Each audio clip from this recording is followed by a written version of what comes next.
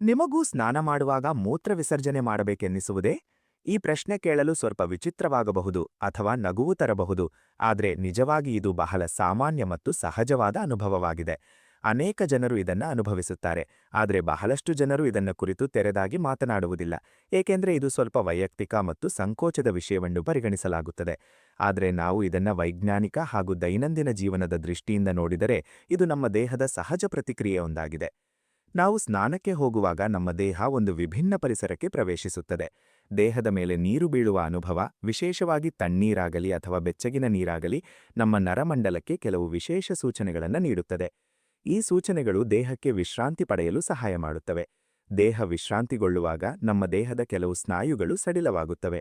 ಇದರಲ್ಲಿ ಮೂತ್ರಾಶಯವನ್ನು ನಿಯಂತ್ರಿಸುವ ಸ್ನಾಯುಗಳು ಸೇರಿವೆ. ಇದರ ಪರಿಣಾಮವಾಗಿ ಕೆಲವರಿಗೆ ಸ್ನಾನ ಮಾಡುವಾಗ ಮೂತ್ರ ವಿಸರ್ಜನೆ ಮಾಡುವ ಇಚ್ಛೆ ಉಂಟಾಗುತ್ತದೆ. ಇದರ ಹಿಂದೆ ಮತ್ತೊಂದು ಮುಖ್ಯ ಕಾರಣವಿದೆ. ಅದನ್ನು ನಾವು ಅಭ್ಯಾಸ ಅಥವಾ ಕಂಡೀಷನಿಂಗ್ ಎಂದು ಕರೆಯಬಹುದು. ಒಮ್ಮೆ ಯಾರಾದರೂ ಸ್ನಾನ ಮಾಡುವಾಗ ಮೂತ್ರ ವಿಸರ್ಜನೆ ಮಾಡಿದರೆ ಅವರ ಮೆದುಳು ಆ ಅನುಭವವನ್ನು ನೆನಪಿಟ್ಟುಕೊಳ್ಳುತ್ತದೆ. ಮುಂದಿನ ಸಲ ಅವರು ಸ್ನಾನಕ್ಕೆ ಹೋದಾಗ ನೀರಿನ ಸ್ಪರ್ಶದಿಂದಲೇ ಮೆದುಳು ಅದೇ ಕ್ರಿಯೆಯನ್ನು ಮರುಕಳಿಸಲು ಸೂಚನೆ ನೀಡಬಹುದು. ಇದು ನಾವು ನೀರಿನ ಶಬ್ದ ಕೇಳಿದಾಗ ಮೂತ್ರ ಬರುವ ಭಾವನೆ ಉಂಟಾಗುವಂತೆಯೇ ಆಗುತ್ತದೆ. ಬೆಚ್ಚಗಿನ ನೀರಿನ ಪರಿಣಾಮವೂ ಇಲ್ಲಿ ಮಹತ್ವದ್ದಾಗಿದೆ. ನಾವು ಬೆಚ್ಚಗಿನ ನೀರಿನಿಂದ ಸ್ನಾನ ಮಾಡಿದಾಗ ದೇಹದ ರಕ್ತನಾಳಗಳು ವಿಸ್ತಾರವಾಗುತ್ತದೆ, ರಕ್ತ ಸಂಚಾರ ಹೆಚ್ಚುತ್ತದೆ ಮತ್ತು ದೇಹ ಹೆಚ್ಚು ಆರಾಮವಾಗುತ್ತದೆ. ಈ ಸಮಯದಲ್ಲಿ ದೇಹದ ನಿಯಂತ್ರಣ ಸ್ವಲ್ಪ ಸಡಿಲವಾಗಬಹುದು. ಇದರಿಂದ ಮೂತ್ರ ವಿಸರ್ಜನೆ ಮಾಡುವ ಇಚ್ಛೆ ಉಂಟಾಗುತ್ತದೆ. ಇದು ದೇಹವು ಅನಾವಶ್ಯಕ ದ್ರವವನ್ನು ಹೊರಹಾಕಲು ಸಿದ್ಧವಾಗಿದೆ ಎಂಬ ಒಂದು ಸೂಚನೆ. ಕೆಲವರು ಸ್ನಾನ ಮಾಡುವಾಗ ಮೂತ್ರ ವಿಸರ್ಜನೆ ಮಾಡುವುದು ತಪ್ಪು ಅಥವಾ ಅಸ್ವಚ್ಛ ಎಂದು ಭಾವಿಸುತ್ತಾರೆ. ಆದರೆ ಇದು ವ್ಯಕ್ತಿಯ ಸ್ವಚ್ಛತಾ ಅಭ್ಯಾಸ ಮತ್ತು ನಂಬಿಕೆಗಳ ಮೇಲೆ ಅವಲಂಬಿತವಾಗಿದೆ. ಶವರಿನಲ್ಲಿ ಮೂತ್ರ ವಿಸರ್ಜನೆ ಮಾಡಿದರೆ ನೀರು ಅದನ್ನು ತಕ್ಷಣವೇ ಹರಿದು ಹೋಗುವಂತೆ ಮಾಡುತ್ತದೆ ಮತ್ತು ಸಾಮಾನ್ಯವಾಗಿ ಇದು ಯಾವುದೇ ದೊಡ್ಡ ಆರೋಗ್ಯ ಸಮಸ್ಯೆಗೆ ಕಾರಣವಾಗುವುದಿಲ್ಲ, ವಿಶೇಷವಾಗಿ ವ್ಯಕ್ತಿ ಆರೋಗ್ಯವಾಗಿದ್ದರೆ. ಆದರೂ ಹಲವರು ಇದನ್ನು ಅಭ್ಯಾಸವನ್ನಾಗಿ ಮಾಡಿಕೊಳ್ಳುವುದನ್ನು ತಪ್ಪಿಸುತ್ತಾರೆ, ಏಕೆಂದರೆ ಅವರು ಇದನ್ನು ಶಿಸ್ತು ಮತ್ತು ಸ್ವಚ್ಛತೆಗೆ ವಿರುದ್ಧವೆಂದು ಭಾವಿಸುತ್ತಾರೆ.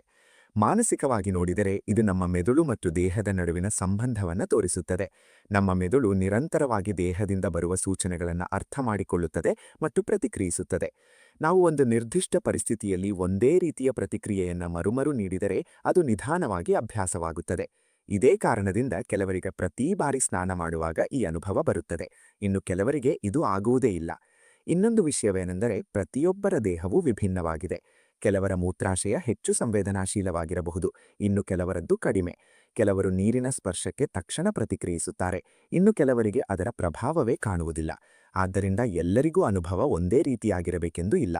ಆದರೆ ಯಾರಿಗಾದರೂ ಸಾಮಾನ್ಯ ಪರಿಸ್ಥಿತಿಗಳಲ್ಲಿಯೂ ಅಥವಾ ಸ್ನಾನದ ಹೊರತಾಗಿಯೂ ತುಂಬಾ ಹೆಚ್ಚು ಬಾರಿ ಮೂತ್ರ ವಿಸರ್ಜನೆ ಮಾಡುವ ಅಗತ್ಯ ಉಂಟಾದರೆ ಅದು ಆರೋಗ್ಯ ಸಮಸ್ಯೆಯ ಸೂಚನೆಯಾಗಿರಬಹುದು. ಅಂಥ ಸಂದರ್ಭಗಳಲ್ಲಿ ವೈದ್ಯರನ್ನು ಸಂಪರ್ಕಿಸುವುದು ಉತ್ತಮ. ಆದರೆ ಕೇವಲ ಸ್ನಾನ ಮಾಡುವಾಗ ಮಾತ್ರ ಈ ಅನುಭವ ಉಂಟಾದರೆ ಅದು ಸಾಮಾನ್ಯವಾಗಿ ಚಿಂತೆಯ ವಿಷಯವಲ್ಲ. ಸ್ವಚ್ಛತೆ ಮತ್ತು ಅಭ್ಯಾಸಗಳ ವಿಷಯವೂ ಇಲ್ಲಿ ಮುಖ್ಯ. ನಾವು ಬಾಲ್ಯದಿಂದಲೇ ಶೌಚಾಲಯದಲ್ಲಿ ಮೂತ್ರ ವಿಸರ್ಜನೆ ಮಾಡಬೇಕು ಎಂದು ಕಲಿಯುತ್ತೇವೆ. ಇದು ಸಾಮಾಜಿಕ ಮತ್ತು ಸ್ವಚ್ಛತಾ ನಿಯಮಗಳ ಭಾಗವಾಗಿದೆ. ಆದ್ದರಿಂದ ಹಲವರು ಸ್ನಾನ ಮಾಡುವಾಗ ಮೂತ್ರ ವಿಸರ್ಜನೆ ಮಾಡುವುದನ್ನು ತಪ್ಪಿಸುತ್ತಾರೆ, ಭಾವನೆ ಬಂದರೂ ಸಹ. ಇದು ಸಂಪೂರ್ಣವಾಗಿ ವ್ಯಕ್ತಿಯ ವೈಯಕ್ತಿಕ ಆಯ್ಕೆಯಾಗಿದೆ. ಸಮಾಜದಲ್ಲಿ ಈ ವಿಷಯದ ಬಗ್ಗೆ ವಿಭಿನ್ನ ಅಭಿಪ್ರಾಯಗಳಿವೆ. ಕೆಲವರು ಇದನ್ನು ಸಾಮಾನ್ಯವೆಂದು ಪರಿಗಣಿಸುತ್ತಾರೆ, ಇನ್ನು ಕೆಲವರು ಇದನ್ನು ತಪ್ಪು ಅಥವಾ ಅಸ್ವಚ್ಛವೆಂದು ಭಾವಿಸುತ್ತಾರೆ. ಆದರೆ ನಿಜವಾಗಿ ಇದು ವ್ಯಕ್ತಿಯ ವೈಯಕ್ತಿಕ ವರ್ತನೆ ಮಾತ್ರ, ಅದು ಅವರ ವ್ಯಕ್ತಿತ್ವವನ್ನು ನಿರ್ಧರಿಸುವುದಿಲ್ಲ. ಒಟ್ಟಿನಲ್ಲಿ ಸ್ನಾನ ಮಾಡುವಾಗ ಮೂತ್ರ ವಿಸರ್ಜನೆ ಮಾಡುವ ಇಚ್ಛೆ ಒಂದು ಸಹಜ ಮತ್ತು ಸಾಮಾನ್ಯ ಪ್ರಕ್ರಿಯೆಯಾಗಿದೆ. ಇದು ನಮ್ಮ ದೇಹದ ಕಾರ್ಯವಿಧಾನದ ಒಂದು ಭಾಗ. ಇದರಲ್ಲಿ ನಾಚಿಕೆ ಪಡುವ ಅಥವಾ ಭಯಪಡುವ ಅಗತ್ಯವಿಲ್ಲ. ಬದಲಾಗಿ ನಮ್ಮ ದೇಹವನ್ನು ಅರ್ಥ ಮಾಡಿಕೊಳ್ಳುವುದು ಮತ್ತು ಅದರ ಸಂಕೇತಗಳನ್ನು ಗಮನಿಸುವುದು ಮುಖ್ಯ. ಕೊನೆಗೆ ನಿಮಗೂ ಸ್ನಾನ ಮಾಡುವಾಗ ಈ ರೀತಿಯ ಅನುಭವ ಬಂದರೆ ಅದು ಸಂಪೂರ್ಣವಾಗಿ ಸಾಮಾನ್ಯ. ಇದರಲ್ಲಿ ಯಾವುದೇ ವಿಚಿತ್ರತೆ ಇಲ್ಲ. ನಿಮ್ಮ ದೇಹವನ್ನು ಅರಿತುಕೊಳ್ಳಿ, ನಿಮ್ಮ ಅಭ್ಯಾಸಗಳನ್ನು ಸಮತೋಲನದಲ್ಲಿಡಿ ಮತ್ತು ಸ್ವಚ್ಛತೆಯನ್ನು ಕಾಪಾಡಿ. ಇದರಿಂದ ನೀವು ಆರೋಗ್ಯಕರ ಮತ್ತು ಸಮತೋಲನಯುತ ಜೀವನವನ್ನು ನಡೆಸಬಹುದು. ಈ ವಿಡಿಯೋ ನಿಮಗೆ ಇಷ್ಟವಾದರೆ ಲೈಕ್ ಮಾಡಿ, ಕಮೆಂಟ್ ಮಾಡಿ ಮತ್ತು ಸಬ್ಸ್ಕ್ರೈಬ್ ಮಾಡಿ. ನಿಮ್ಮ ಸ್ನೇಹಿತರ ಜೊತೆ ಶೇರ್ ಮಾಡೋದನ್ನು ಮರೆಯಬೇಡಿ. ಧನ್ಯವಾದಗಳು.